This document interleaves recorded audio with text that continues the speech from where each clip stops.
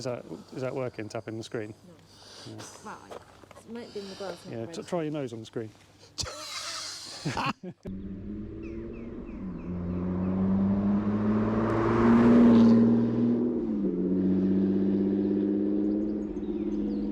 Hi everyone, welcome to Nightfall Drives.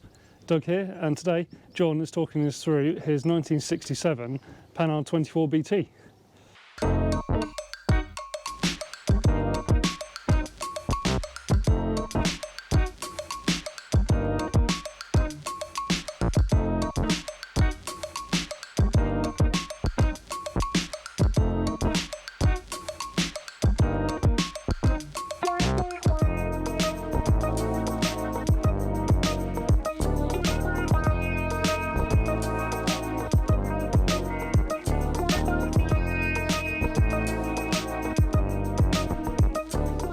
So thanks so much, John, for bringing your car out today. Pleasure. It's a lovely looking thing. You've got an incredible history with this brand and this car. I don't know where to start, really. Okay. Well, first of all, let me talk a little bit about Panhard, because, you know, it is a really quite a rare car in this country. In fact, there are only about 7 examples of this particular model on the road here today. But Panhard itself, they are one or probably the first modern motor manufacturer. They started and built their first car in 1891, and they actually were fortunate enough to have the manufacturing rights for the internal combustion engine developed by Carl Benz and Wilhelm Maybach, and they had the manufacturing rights for France. Right back at the start. Right back at the start, yeah. And they actually produced all the internal combustion engines in France. So Peugeot and everybody else that wanted an engine had to buy them from Panhard. By 1900 they were producing more cars than Renault and Peugeot put together. But they went on through the years. They were the first manufacturer ever to produce a brochure. Up until that time, cars had been very much a one-off. So if you went to a manufacturer and said, I would like a car, and they'd say, yes sir, how would you like me to make it? Whereas Panhard actually produced a model range. So there's about 6 different types of vehicle that you could buy, and even a boat with a petrol engine. So they actually started the whole sort of modern manufacturing process, and in fact the first motor car ever in the United Kingdom was a Panhard. Really? Yep. So, but time went on. They were never particularly financially robust. And when we got post-war, they were making quite small cars, which were for the masses really, but increasingly they were short of money, so they went to see Citroën. Yeah. And eventually Citroën took a bigger and bigger and bigger portion of the company, until finally in 1967 they closed them down. This car is one of the very last. This was a January 1967, and the company closed down in July. Oh wow. But this particular car, I've got, as you say, quite a long association with the brand. I had my first Panhard, a 24 CT, which is, it looks just like this, but they were a little bit short. It's a 2+2. Less room in the back. Yeah, just 2+2, where this is a full 4-seater. And it should have been the best car I ever had. And it was an absolute nightmare, because you couldn't get any parts. You couldn't even find out what parts to use. Yeah. They weren't listed in any of the suppliers' catalogues. Yeah. Even the bigger ones, Citroën, are not great at that, are they? No, no. But I mean, anything you wanted, you had to write to Citroën Cars at Slough. and they write back and say, yes sir, that will be however much plus including package. So then you back in the day you had to go to the post office, but before checkbooks, get a post loader, send that off, and by the time you finished, you were off the road for a fortnight basically, if it was important. So Is it easier to find parts today? it is easy to find, but with the wonders of the internet and maintenance information and things like that, and obviously with the owners clubs now, it is much easier. Basically, you can get anything for this that wears out. I mean, trim and things like that is much more difficult, but if you've got a good club as we have, you can get just about anything you want, really. Yeah. Well, Eventually. is it now maybe a good time to have a look under the bonnet? Yeah, by all means. Yeah. There we go. So it's flat twin. A flat twin, air cooled. One of the issues that we had with this engine was actually designed immediately sort of post-war, and it was developed because Citroën basically would not give them any money to spend to develop it. They were stuck with this particular engine. So in the end, they actually tuned it to such a point that it was just about the most efficient engine of its size that's ever existed. This engine produced in its most powerful form 60 brake horsepower out of 850cc. Yeah, that is incredible. That is absolutely, and I mean, the holy grail back in the 1960s was 70 brake horsepower per litre. That was what everybody was trying to achieve. They bet it. 70, yeah. And it's almost, well, twice the power of an equivalent Citroën engine or something, isn't it? Yeah, absolutely. Yeah. Well, I mean, if you think 70 brake horsepower per litre, I have a 2017 turbo diesel Mondeo, which is 2 litres, and that produces 140 brake horsepower, and that is with all the modern technology. Yeah. So it's at about the same time, Porsche were developing the 911S, which was 1900cc flat 6 with twin triple Webers on carburettors, and they could only manage 55 brake horsepower from the equivalent 850cc. So, but it's such a quirky engine with so many unusual features. Yeah. Things like torsion bar valve springs, and it's all roller bearing, so the engine runs at 4.5 pounds per square inch oil pressure. Oh yeah. And you can do 2 oil changes for 1 5-litre tin of oil. It's pretty efficient. 2.5 litres of oil per oil change. Yeah, and it traces its roots to, is it just post-war, like Yeah, 40s? yeah.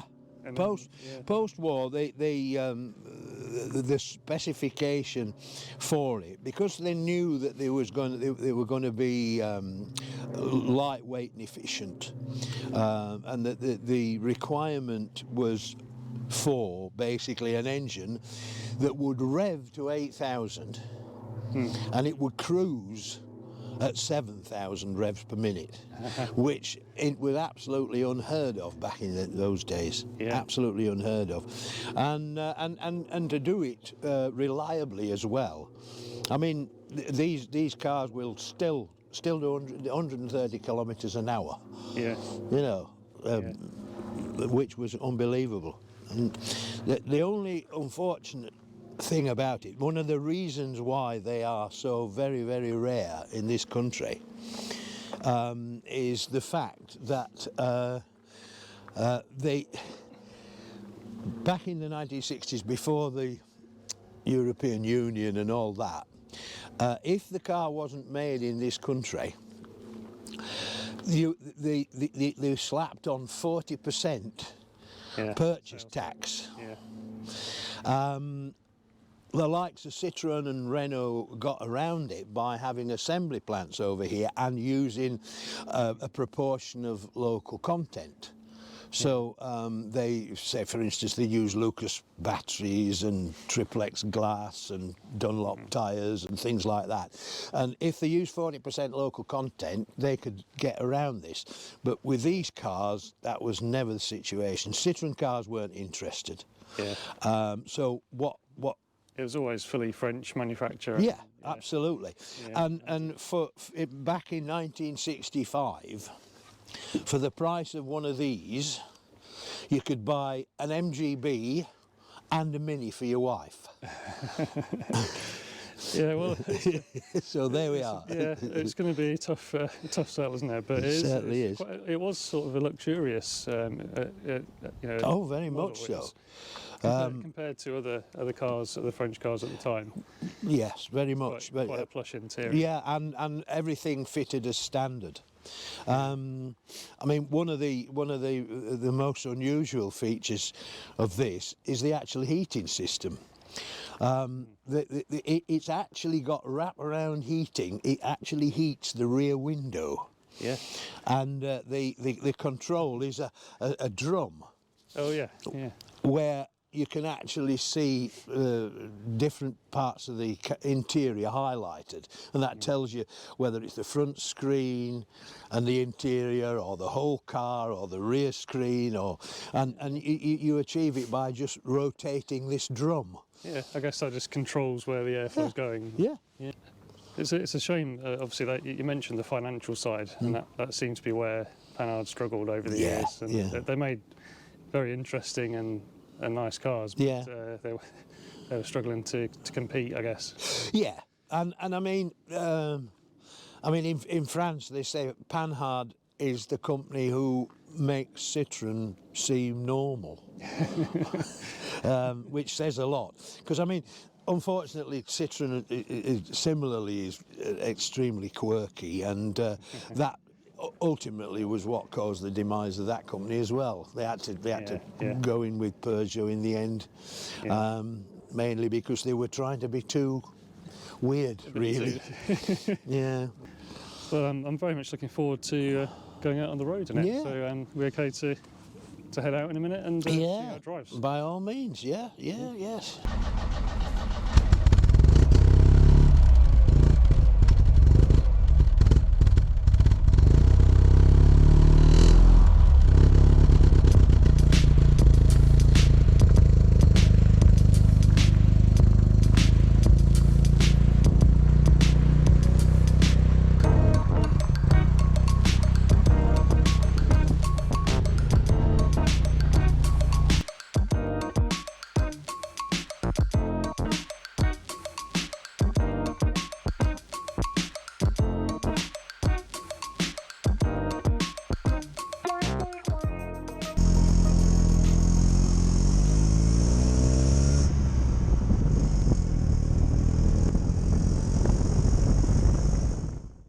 Now, here's where I owe John and everyone watching a quick apology. Unfortunately, there was a problem with the main camera, so you're stuck with the back of my head and the backup audio. Happens to all the best channels, doesn't it? Well, at least you can still see and hear John clearly, that's the main thing. And I hope you still enjoy the drive.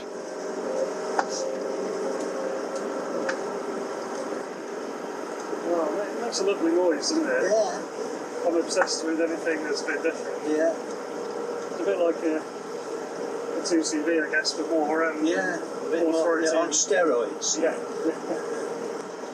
And in particular, it's a little bit Harley Davidson or Yeah. Is it difficult to drive? Not really, no. It's the other ones definitely feels older to drive. You know, it's it feels more like an old car, whereas this feels quite modern actually. Yeah. So you had one back in the 70s, was it? You started In the late 60s, the late 60s, yeah. Yes. How long did you have that? only 18 months because just wasn't a practical form of transport. When you had to rely on that alone. So I actually took a Mark II Jaguar in part exchange for it when I sold it. Yeah. But I did think if ever I was in a position to be able to have one for fun, I would. Yeah. It just took me a rather a long time to do it.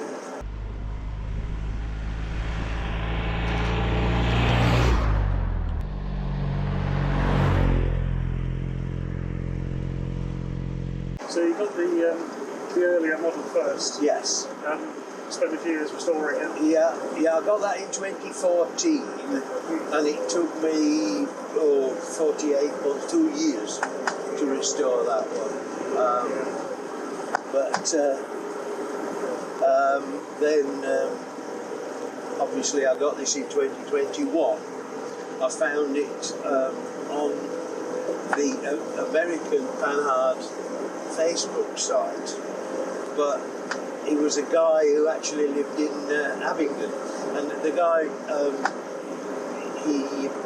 his business was selling Citroen spares throughout the world, I assume, and I think what he'd come across this on his travels in France, and I thought it might be a nice project, but he never got round to it. So basically I contacted him and said, would it be better to sell it me, and we did a deal. And then you spent under 18 months or so? 18 story. months. Yeah, because you've done a sort of slideshow of all the steps, and I'll put a link into this video so Thank you. people can see it. So an awful lot of work went into it. Yes, I mean, it was actually been off the road for 30 years, just over. And it was basically solid. That was the beauty of it. The only thing was it had actually been sort of restored before, sometime probably in I would assume in the late 80s, and they've made quite a good job of some of it, but some of it less so. So the other car I had, the other Panhard I had was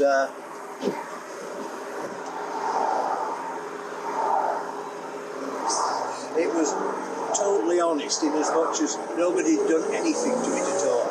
Whereas with this one, I had to sort of start and redo some of the work that had been done previously. Yeah. So the other one you have is the single round headlight one. Yes. Which one is that? Sorry? That's a PL17B. PL17B. Yeah.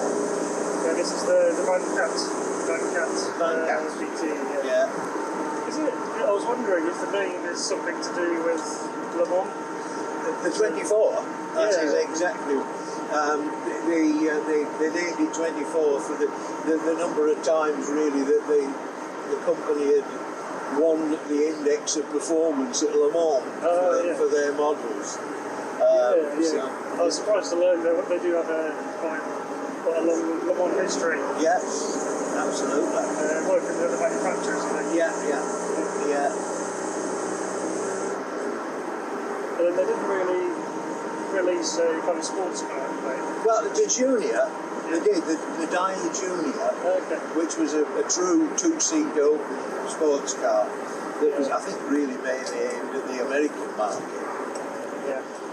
Funnily enough, one of the guys in our club has a Junior, and it was a Junior that actually belonged to Bing Crosby and his son. Oh, yeah.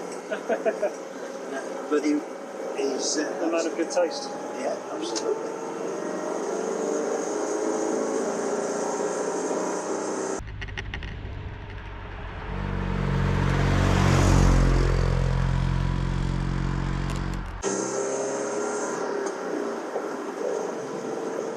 It's quite torquey and it revs out as well. I mean, to say it's 850cc is pretty unbelievable, really. does prefer the sort of faster, high-speed roads. It's fine. It corners well, but it just gives you the impression it prefers to be picking its feet up a bit, you know. Yeah, it rides really well. That's the part I was expecting. Yeah. Expecting a magic carpet ride.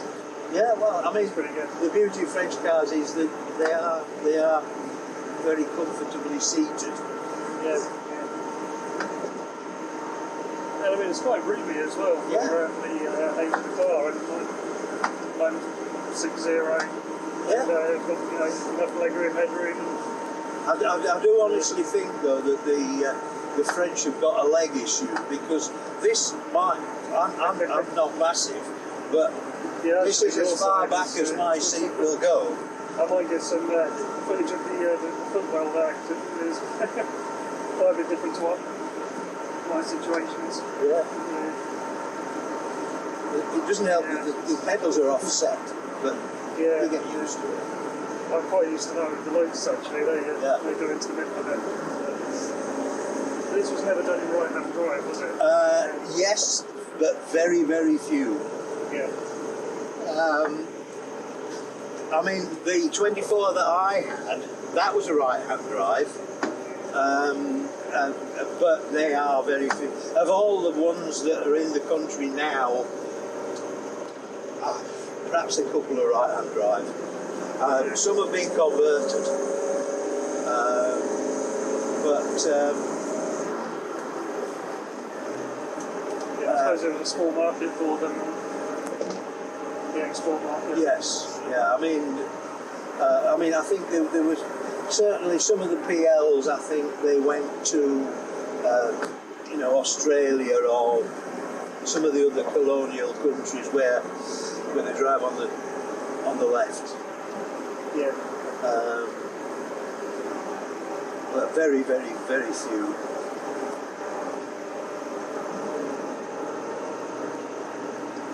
I suppose because it's quite narrow, so the left-hand drive doesn't really matter here. You get used to it, really. Yeah, it's surprising how quickly you do get used to a manual with the right hand. Oh, yeah. I didn't actually do it until a holiday 2 or 3 years ago. Yeah. Besides, well, a long time ago I did a track day in a 355 Ferrari. Yeah. Gated manual. Yeah. It's a bit of a baptism of fire for left-hand drive. Yes, yeah. I remember the first left-hand drive car I drove was an Alfa Romeo Junior, about 1964, 63, something like that. And it felt really strange to me, but you get used to it. Yeah. At least the pedals are the same way around. Yeah.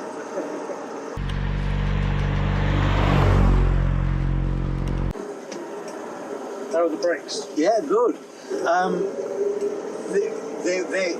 It was probably the worst job I had to do with the brakes, because the disc brakes. Yeah. And when you lay a disc brake car up for, Let's go that way. when you lay a disc brake car up for any length of time, they do tend to take root. They bind to the discs. The pads bind to the discs, and the calipers were in a terrible state because they had it obviously wouldn't move, so they had to actually force the calipers off the discs. Oh, man. And I had to completely rebuild all the calipers. I had to weld them up because some of the lugs had broken off, fit new lugs, make it up. So mechanically that was the worst. I mean, obviously it's got all new seals, all new flexible brake pipes, brake lines, master cylinder. You can't mess about risking that sort of thing. Well, I don't know about you, John, but feels like a good time for lunch. I would agree. Yeah, let's stop off. Okay.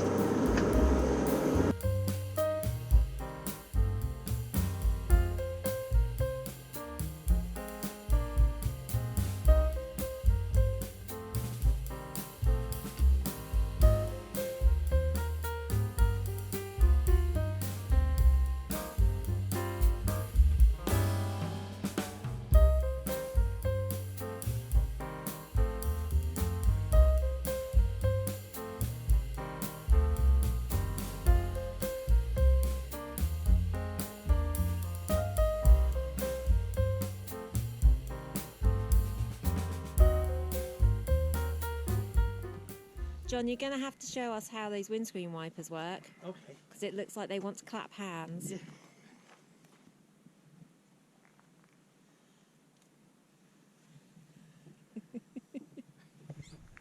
I love them.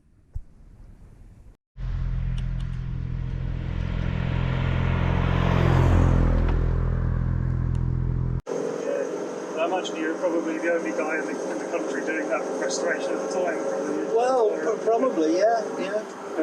Is there much information out there to help you? Well, I fortunately I have a manual for the 17, which, apart from the fact that that's got drum brakes, but they are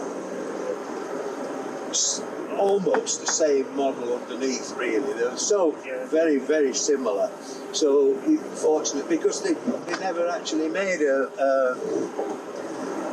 manual in English for this model. Oh, right. So you have to translate, use the old model, but I think I did see the drum brakes were a couple of years before this. Yes. The early they changed from drum to disc in '65. Yeah. So the CT that I had, the 65, that was one of the first with disc brakes.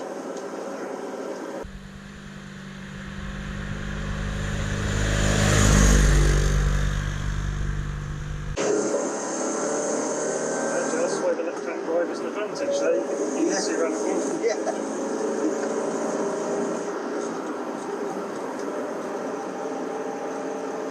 And so the Panhard Owners Club is a sort of global thing. They're very small. Well, no, I mean, no, ours is the Panhard Livassa Club, Great Britain. Yeah.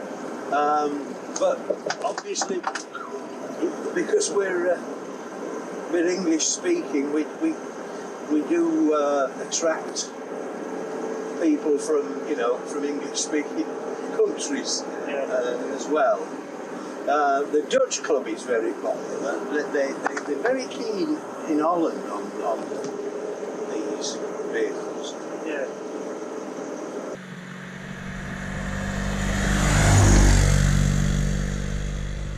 Well, like you were saying earlier, you use it all year round. Yeah. Fairly frequently. Yeah. Because it's still, still settling in, obviously. When they've been off the road 30 odd years, there's bound to be certain issues that need sort of settling in again. But these roads, this is pretty bad as well. yeah, I think this is the bottom of the valley. yeah. Actually, my last video I had a Focus ST coming through here a bit, probably twice the speed. Yeah. But that was all over the place as well.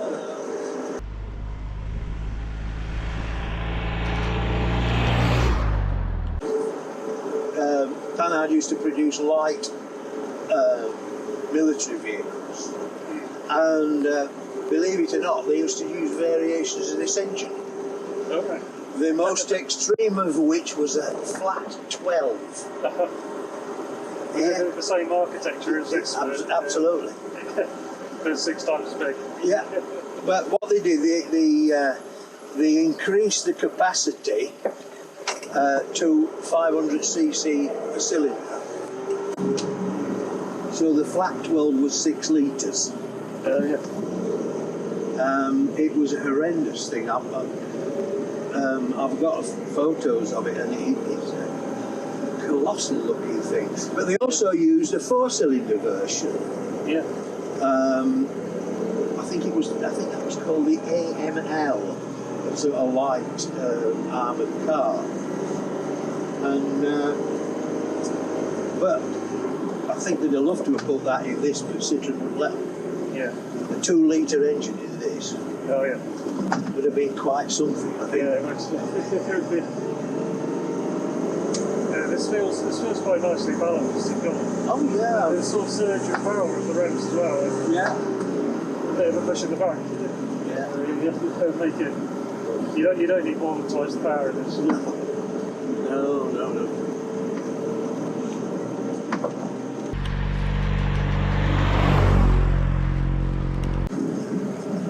for the rarity, these aren't actually bad value, are they? No, not at all. Not at all. I mean, the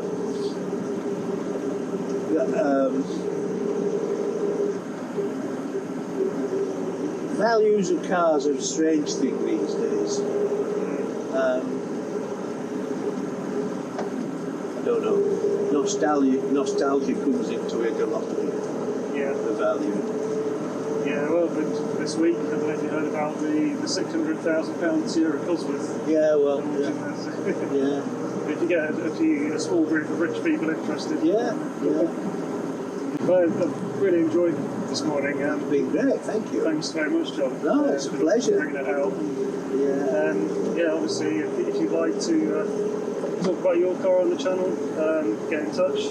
Hopefully there'll be more to come, so please subscribe, like, and check out John's videos. And we'll see you soon. Thanks very much. Thanks a lot. Bye.